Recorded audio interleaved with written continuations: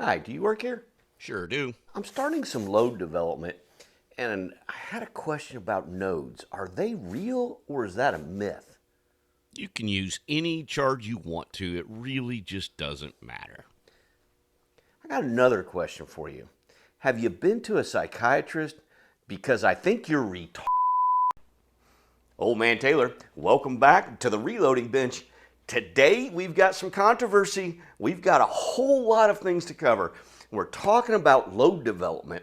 We're talking about how much propellant are we going to put in that case when we're creating a load. Everybody's got to answer that question.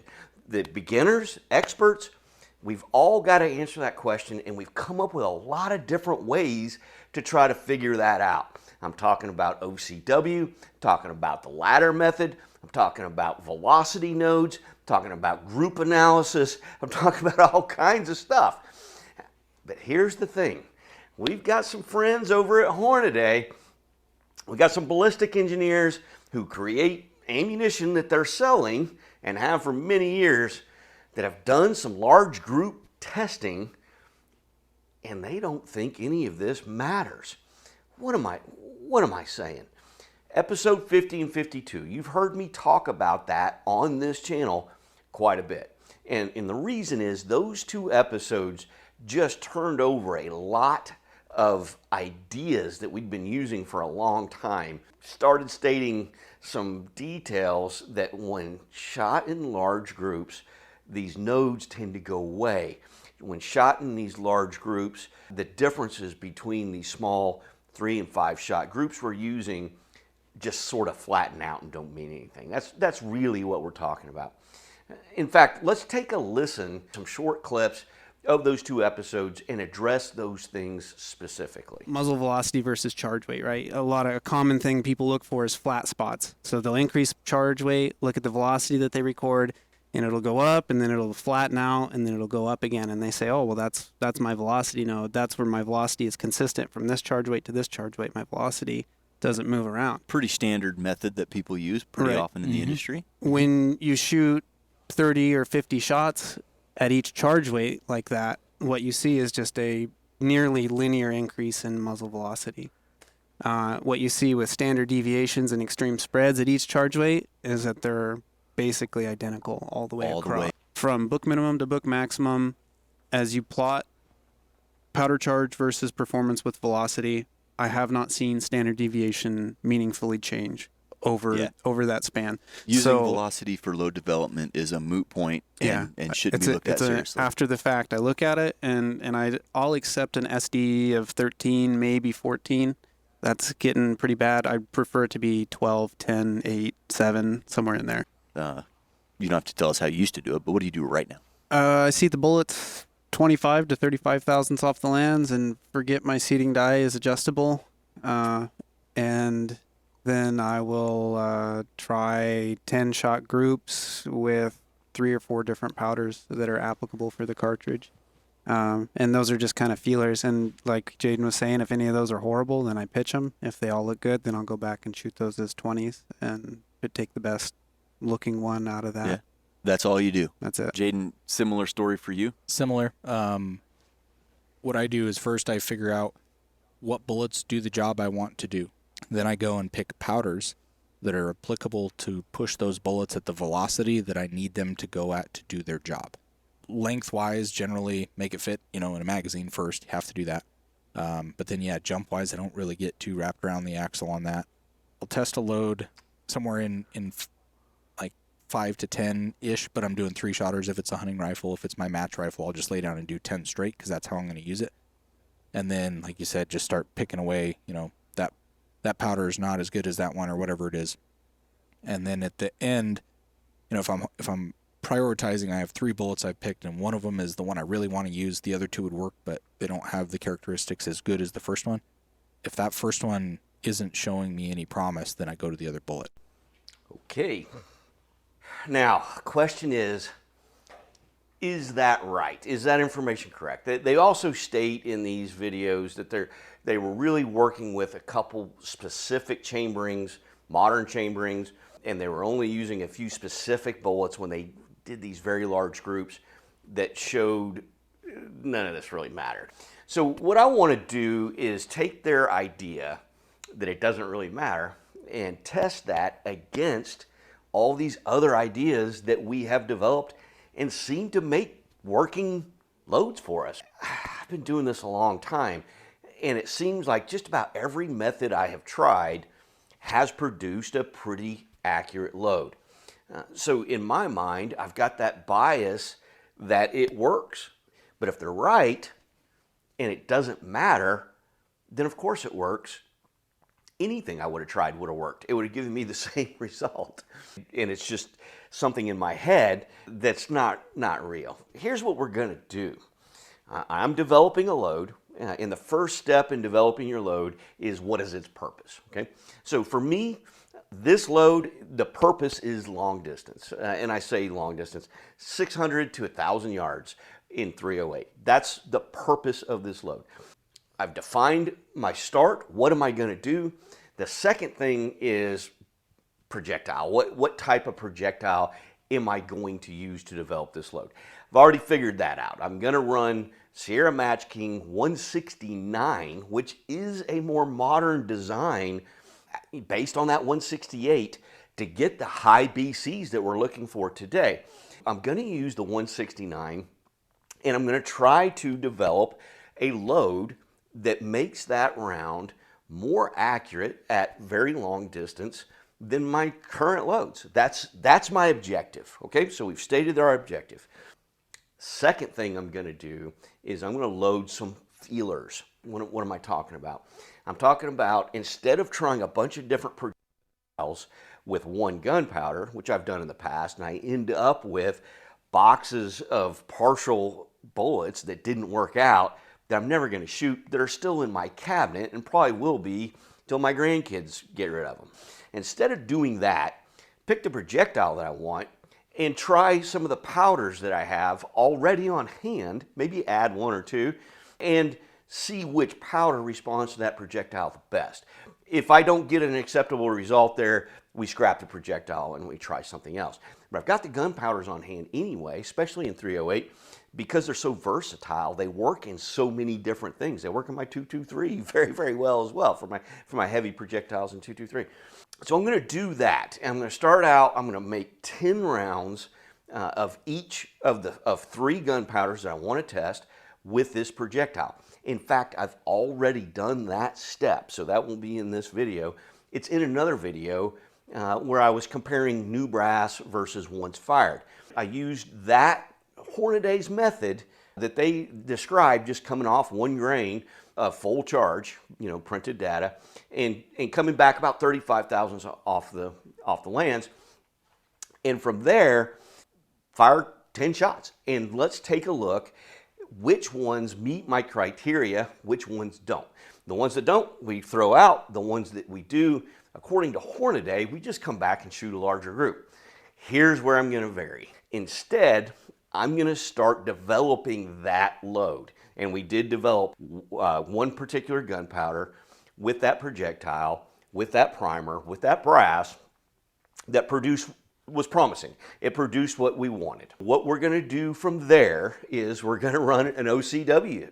I'm going to shoot these into an OCW style target, and we're going to do analysis on that using the OCW method, and that is looking for a place where the group opens up and then it starts to come back together again, where different velocities print in the same location. That concept, okay? We're going to use that method. We're also, while we're doing that, we're going to be running the chronograph. We're going to get SDs. So we're going to plot our SD, and we're going to look for that node that he's saying will go away if we shoot enough shots. We're going to see if we get that node, that velocity node, and if we do, we'll compare that to the OCW and see what that looks like. Meanwhile, we'll look at group sizes of these and see, are there any that are just for sure outside the range that we want? Are there some that are pretty good, acceptable? And we'll compile all that data and try to see, is there a load that they all agree on or not? Well, the other thing I'm going to do is, I mentioned a ladder test. You can do a ladder test. I'm going to do all that testing at 100 yards. We can also do a ladder test at distance. And the concept here is using different charges with the exact same aim point. Theoretically, my lower velocities will hit lower on the target. My higher will hit higher. Well, what I'm looking for on my ladder test is a place where that doesn't happen, where I've got a shot that should be higher that comes back down and sits in a group with the lower charges. The concept here is I now have a charge that I can have a little bit of variance in, and it's still going to print in the same place. That's the concept. And that's just going to be one shot. We're going to do that at 600 yards. We'll shoot a 10-shot ladder test.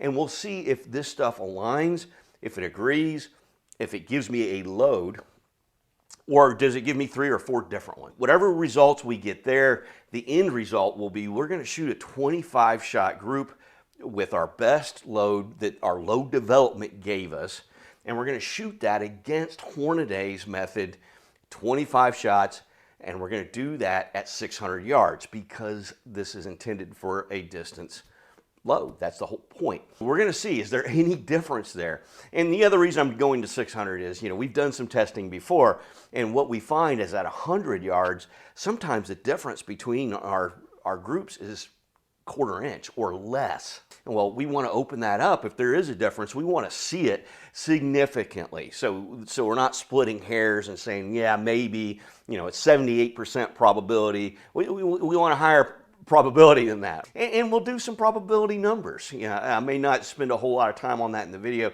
but I will in the comment section. I'll pin a comment section with how all of this came out, with how many shots would this group needed to be to confirm it was 95%, or what was the percentage we got if it was below 95% with what we actually shot. I'll include that information in the description in a pinned comment. I didn't run video while I made the ammunition for this range strip. I used the exact same process that I used in the new versus once fired brass video that'll be at the end of this. Let's talk about what I loaded. When I started this load development process, this is taking me a minute. Since that time, Sierra has released some data specifically for the 169s. Prior to that, it was just in the group of 168s, and we were just using the same load data as 168s. The 169 data that they've released very recently is different. It's got a little more velocity on the end, a little more gunpowder. And I'll put that up if you want to take a look at that load data. I took that load data and went from the extreme max load and worked backwards in 0.3 of a grain increments to create 10 groups. That's what we've actually loaded. If we note on their load data, they're calling out N140 as their accuracy load at max charge. We're going to use that data as one of our loads once we go forward. We'll go ahead and shoot it and just see what it looks like and use it in our load development. But most of our load development is looking for a node, or it's looking for a group in the middle of. So we hardly ever end up with the max load as our answer in our load development. So we're going to use it because they've designated that as an accuracy load, and we'll compare that to our results on the OCW. So that's what I've loaded. Those are the steps that I have. And I'll put that information up a few times as we go through this whole video, what group 1 is, what group 2 is. But I'm going to refer to them as 1, 2, 3, 4, 5, through 10, mostly through here. So it'll apply to what you do. If you're developing a load for a different caliber, different cartridge, different powder, different bullet, whatever, you're going to end up with about 10, and just see how that correlates. Our next stop will be the range. We're going to shoot 3-shot groups for the OCW at 100 yards, collect that data, and then we're going to go to the 600 and we're going to shoot 10 shots, one of each of those same powder nodes. Basically, I loaded 4 for every powder that I went. We'll shoot 3 of them at the 100 and we'll save 1 for the 6. See you at the range.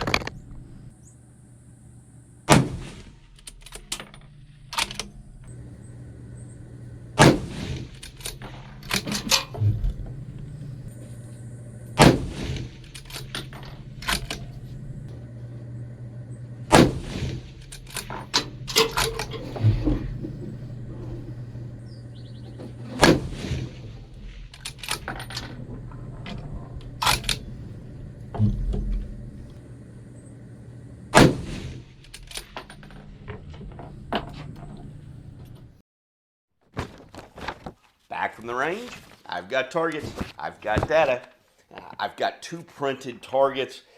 I made them slightly different colors so I can tell these apart. This is going to be groups 1 through 5. This is going to be groups 6 through 10. Keep that pretty simple. Obviously, I put this in the computer and I've done quite a bit with it. But one thing to note while we're holding here, looking at this before it's all blown up, these targets are pretty small. They were 3-shot groups. The largest of them was about 0.8.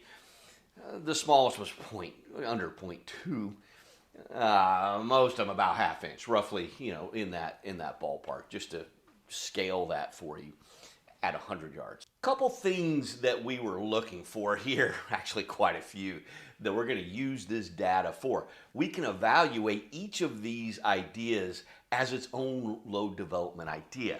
So I'm putting several of them into play to evaluate what do these targets tell me if I'm using one of these ideas or a combination. And really what we should be looking for if we're using this idea is a combination. We're looking for things that add together because a 3-shot group is just not very reliable at all. We need more information to help point to that answer if that answer exists. Before we get into the targets and that information, let's talk about the day at the range.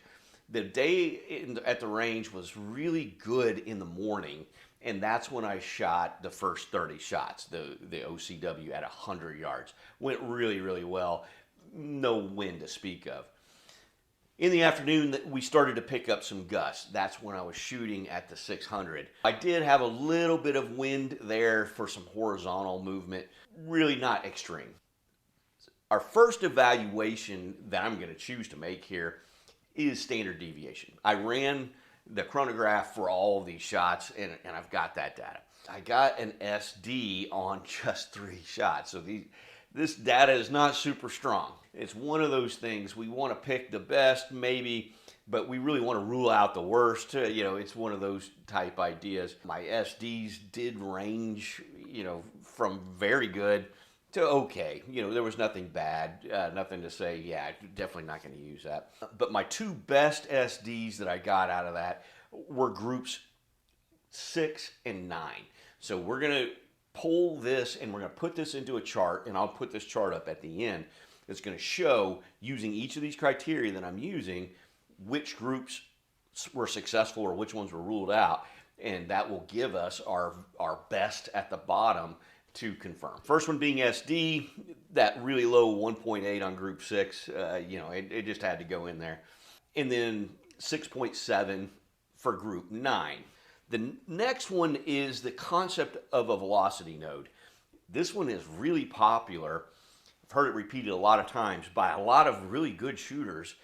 And what we're looking for here is if we plot the velocities of these shots on a graph with our weights, our grains at the bottom increasing We should see, our velocity increase as our weights increase.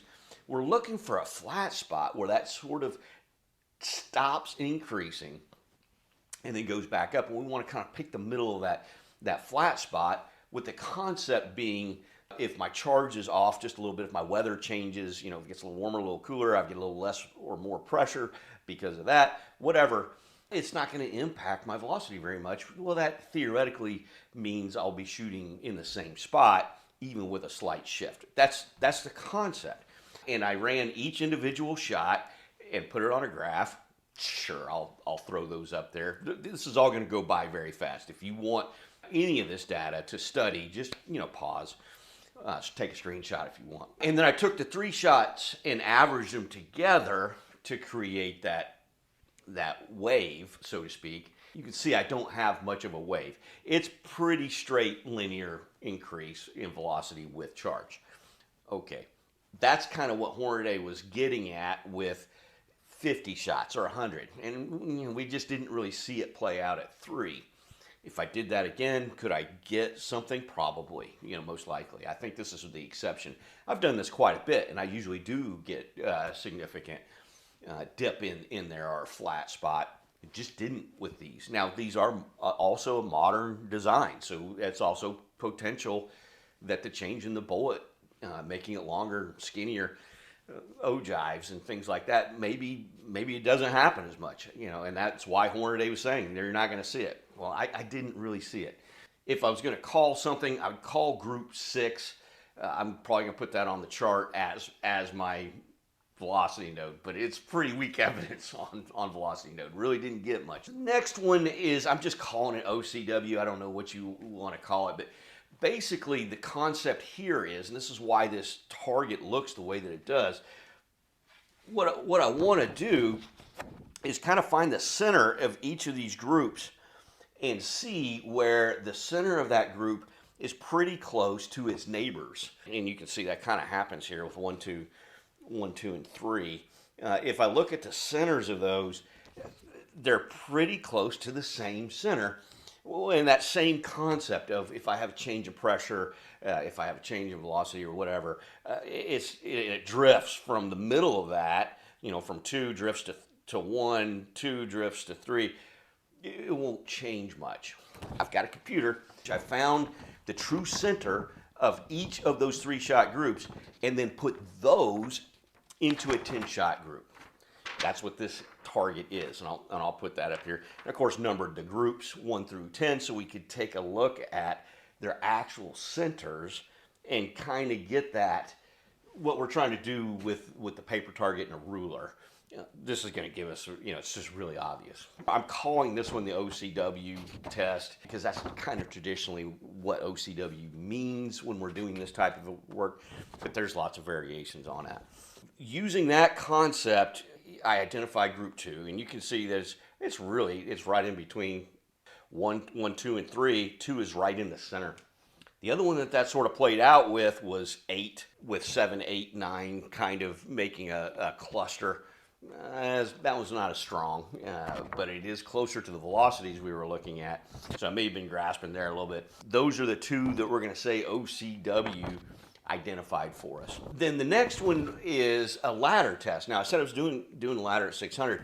Well, we can do the ladder at 100 yards too. Well, while I've got this, it's the same concept for the regular ladder. We're looking for a point of impact where, when I increase the charge, my point of impact actually comes back down a little bit, and that creates that cluster, so that once again, if my velocities aren't 100% perfect and I have a deviation there, I end up with a shot group that's pretty similar. A lot of people believe that this is an indication of complete combustion or something along those lines as well. Using the same graph, I can see where that happens, where that phenomenon happens. I could do this with a ruler and plotting the centers and all that kind of stuff, but since I have it, the computer put it out, we're going to use it for that purpose as well. 100-yard ladder.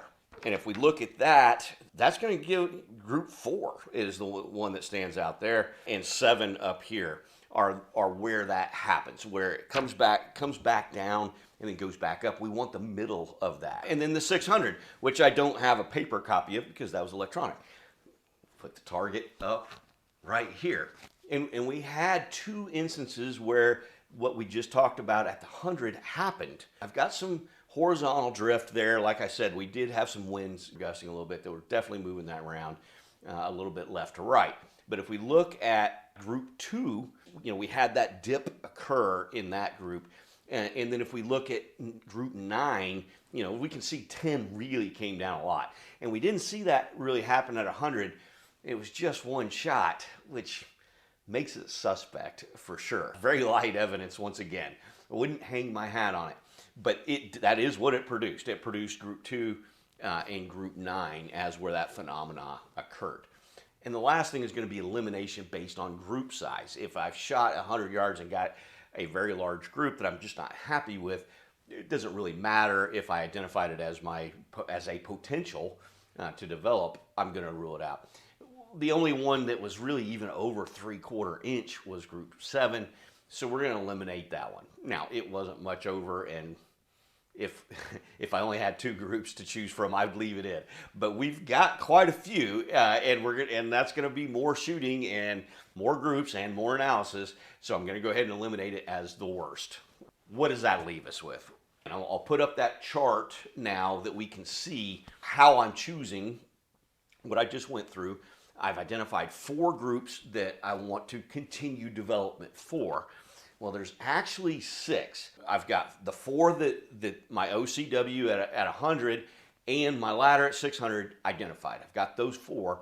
Then I've got Hornadays, right? They said, just back off 1 full grain, come off 35 thousandths and shoot that. And that's what I originally shot to get here. But then Sierra gave us new load data. So I want to do that again with the new load data, and we're going to call that the Hornady load, just because it's going to be 1 grain off of max, and we're going to shoot that one. And then Sierra identified our quote accuracy load, and who knows what kind of barrel, right? It was 1 in 12 is what they're calling, and I'm at 1 in 11, so that's definitely not going to match. But nonetheless, they're saying that's the one. We're going to test it. So that's max load. So that will give us 2 more. So we're going to have a total of 6 loads to develop beyond the 3-shot groups, 1-shot group at 6. So that's what I'm going to load next. I'm going to load 10 shots. So this is 60 shots. We're going to take those 10 and we're going back to the range and we're going to shoot those at 100 and take a look and see, did we get something better than what we had going on? Did we have a standout? Whatever we had, we're going to pick the best 2 of those, and we're going to shoot the 25-shot group. So that's next. I'm going to make those rounds exactly the same way that I made the last set, which are exactly the same way that I made the set before, which will be in the video at the end of this video if you want to watch the actual process. And I'll see you at the range. We're going to shoot them. Back at Outpost Range today, what we're doing today is shooting 10-shot groups. But I'm going to shoot 5 and 5. And then I'm going to use the computer program to put those together to give us our 10-shot groups. We're shooting 6 strings. That's going to be 1, 2, and then I'll use another page, 3, 4, and then a third page for 5 and 6. That's how it's going to look.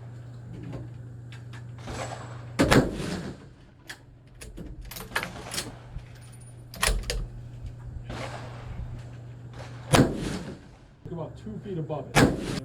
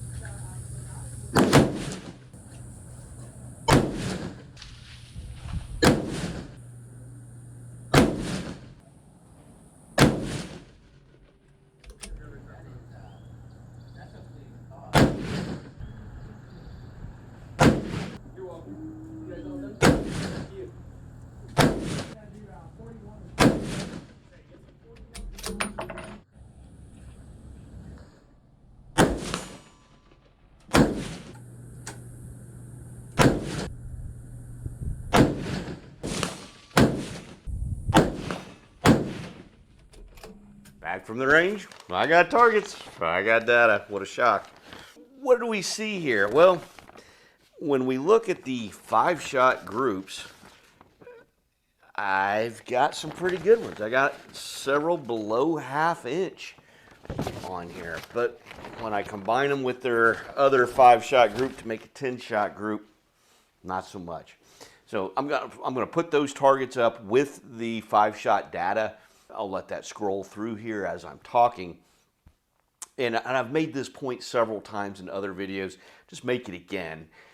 The 5-shot group is useful, but sometimes it doesn't tell us the full tale. And this is another example of that. Almost every time I do a 10-shot group, and I do several of them, one of those 10-shot groups is completely different than the single 5-shot group that made it up. This is an example of that.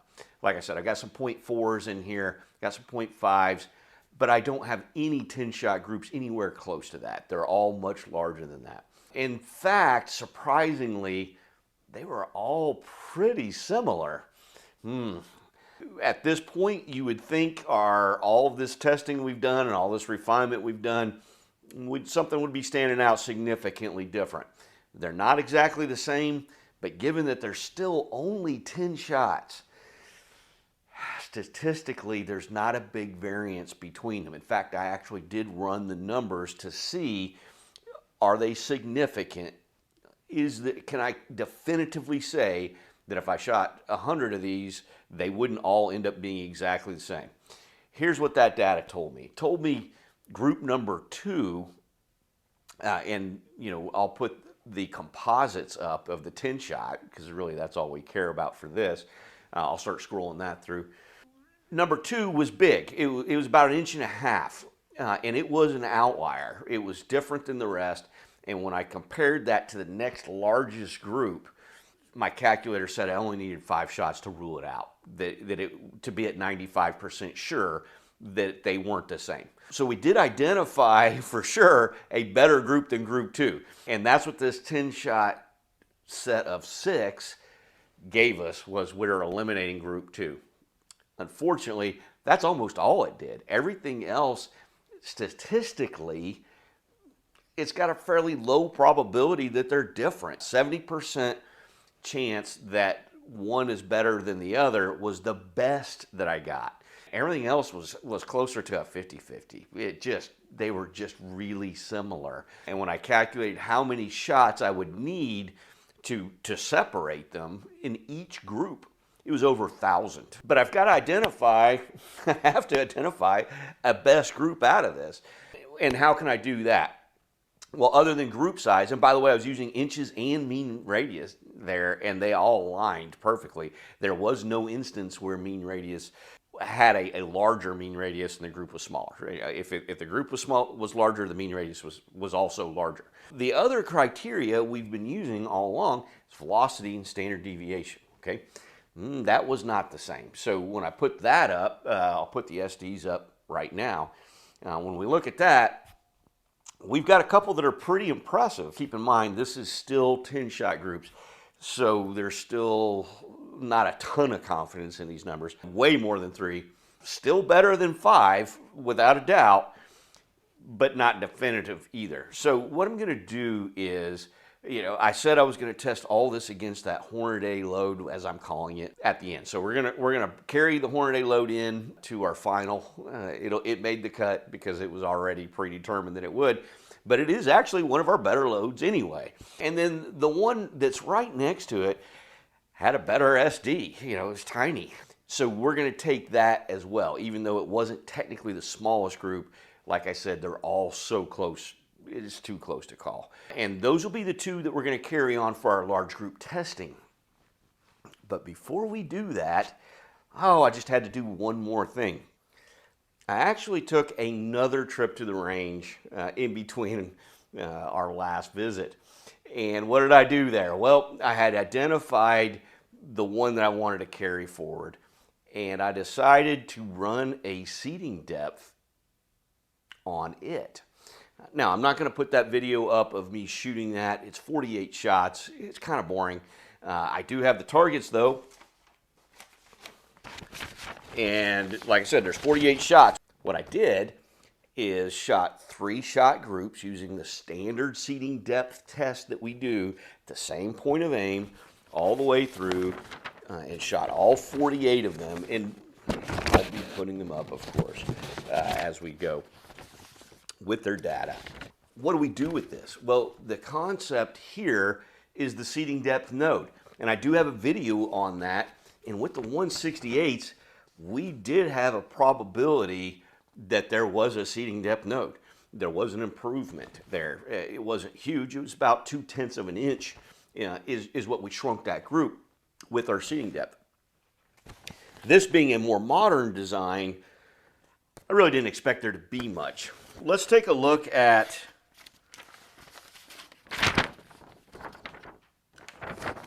that graph and see, did we get a node? What we're looking for in the node is our group size to shrink as we move from, being set into the case deeper as we go. We're expecting those 3-shot groups to shrink and then grow. Being a 3-shot group, once again, we don't know if we're getting the best of that dispersion or the worst. So we need multiple data points to line up in a row and point to the answer. We can't just have one down at the bottom all by itself and say that's good enough. That would just be random distribution in that shot group, which is kind of what we had with velocity on this run. There wasn't definitive things pointing at it. Well, that's what we're looking for here, and it wasn't great. I did get a flat spot where I had 2 groups that shrunk. But we can see also the largest group of them all was right before those 2 groups, and then a pretty good sized group coming out of it.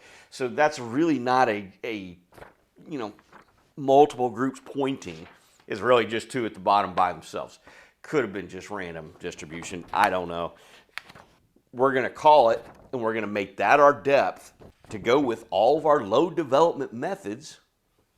We're going to put our best seating depth, our best load development method produced as well, and we're going to shoot that against the quote Hornady method, which is literally just coming 35 thousandths and forgetting the seating die is adjustable. We're going to shoot those 2 groups, 25-shot groups at 600 yards, and I'm going to have to take that round robin because that's going to take all day. Keep in mind, I'm letting that barrel cool down. It's never hot. Right? So I don't want that to affect it. I know I'm going to get wind as it picks up in the afternoon, particularly this time of year, and at this range, that's going to happen. So that's why I'm going to round robin those, so the wind impacts both groups the same. So I'm not expecting fantastic groups, but I do hope to see a significant difference between them when we look at group size in mean radius, inches, MOA, however we want to measure that. I hope to see a difference there. Let's go to the range and find out if we do. Back at Outpost Range today, and what we're going to be doing is shooting 600 yards. I'm going to shoot 2 25-shot groups, and I'm going to be using the electronic tablet today to do that so we can get very precise impacts. Now, the challenge to this is I want to be able to do this round robin because it's going to take me all day to shoot these shots and let my barrel cool down between each string. So the way I'm going to accomplish that is I'm going to actually shoot 5-shot groups, and then I'm going to use my program to compile them into single 25-shot groups. And the way I'm going to do the round robin part is I'm going to shoot a 5-shot string on the tablet, and then I'm going to shoot another 5-shot string of the other load, and I'll go back and forth doing that. So throughout the day, as conditions change, wind picks up, we do have some rain forecast. It's going to be an interesting day. Should not have a wind issue to speak of. I'm not going to hold for wind today, I don't expect. I think I'm going to just hit center of point, center of aim, and I believe my wind is going to be less than 2 to 3 mile an hour gusts, very minor wind. May open those groups up a little bit horizontally, but the intent is to shoot the 5-shot groups back and forth so that everything is affected the same. That's the goal today. So we're going to see 10 5-shot groups, 5 of one load, 5 of the other, alternating back and forth throughout this session.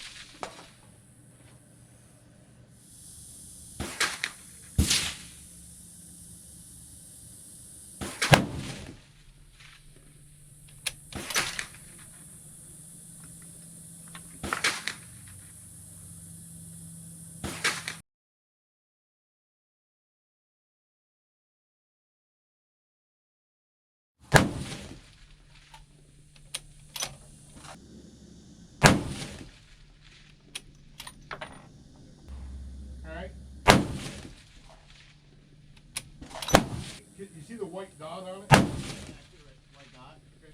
I'm aiming at that. Yep. Ready? Yep.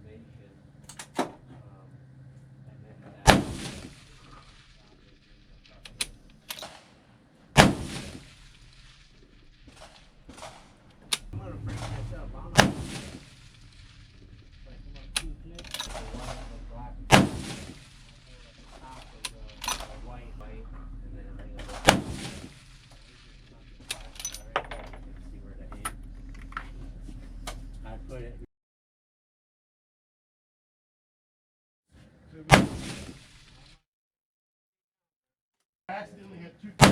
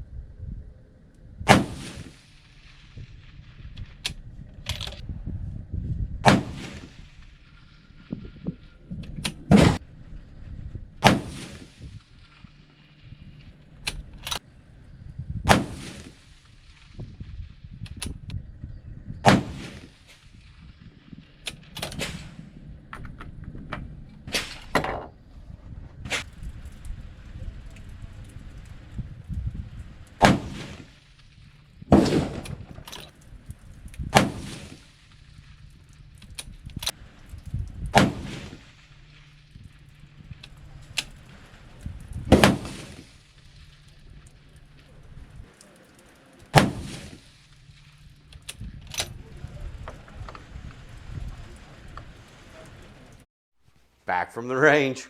Okay, so what did we do? Well, we shot 10 5-shot groups, and those 5-shot groups look pretty good. I think the very worst one was the very last one when the wind was really starting to pick up a little bit.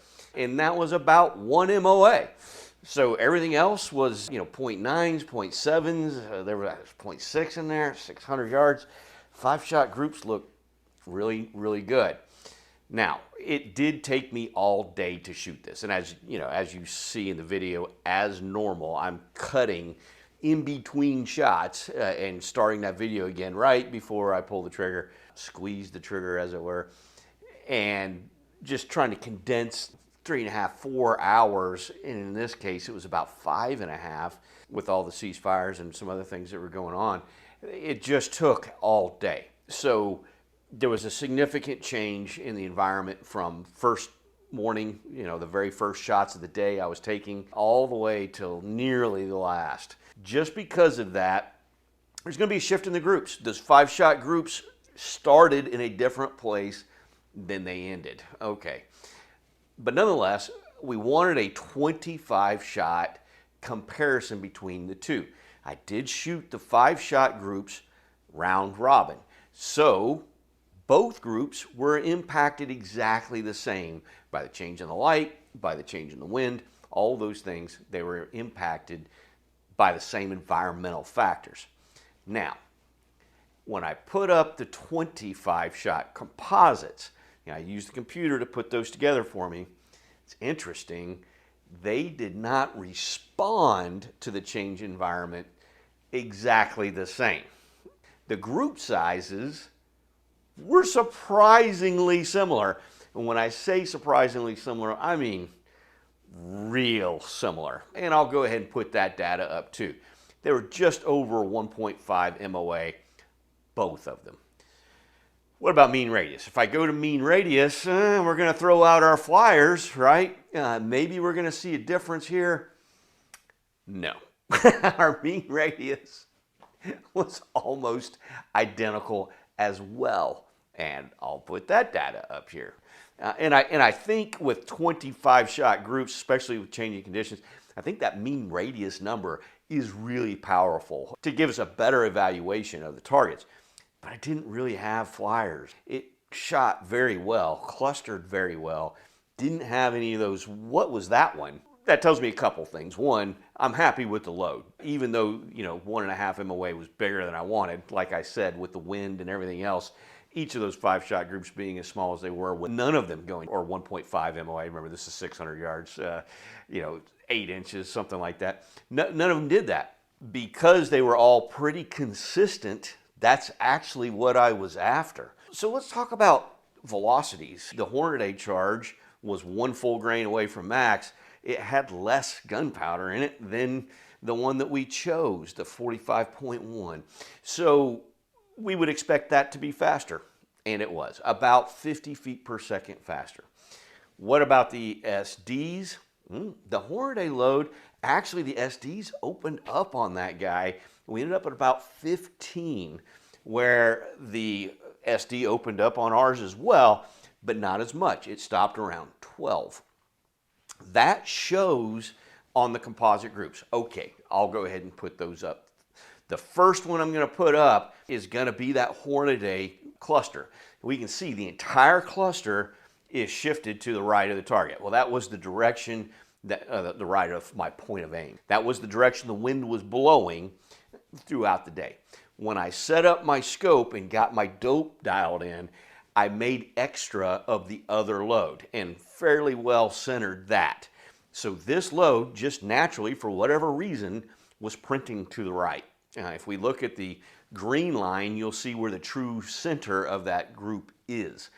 And if I put up the second 25-shot group, which was the one that our OCW ladder and all those things, and seating depth testing and everything else that it gave us, we can see the pattern's a little different than it was with the first group. And that is, it's got less vertical climb, which is what this was all about, right? Trying to reduce that vertical climb. So it actually did do that. Well, then why are the group sizes similar or nearly the same? Interestingly enough, even with the higher velocity, the same BC bullet, and a little less vertical climb, the wind impacted that round more. I don't know why, but it's truly got more of a horizontal shift to the right. It got pushed farther to the right than the first group. Can't really explain that, but that is what happened. So I would say that our ladder testing and everything else was successful in trying to eliminate some of the vertical spread that we got in the Hornady load. And the SD shows that. But the group wasn't smaller. That was the point. In the changing conditions throughout the day, the group didn't shrink. It just shifted more right and left than it did up and down. Take that with what you will. Maybe that's because there were only 25 shot groups, not 10,000. I don't know. That is what happened. So, what's the conclusion on this? Is it worth going through all this load development to try to minimize that vertical spread? Well, if we look at the two groups on their statistics and their numbers and extrapolate that if I shot more of that, they would round out and fill in, the answer is no. It's not worth doing. Hornady is correct. If we're looking at the fact that I did have changing conditions our groups did spread out a little bit more on the side, and maybe attribute some of that to just it's only 25 shot groups, then maybe we do. I don't know. I'll leave that up to you to decide. I can tell you what I'm going to do from here. This is new data to me, right? I wanted to find this out. That's why I did this test, and I brought you along so you could get the same data that I got and make your own decisions.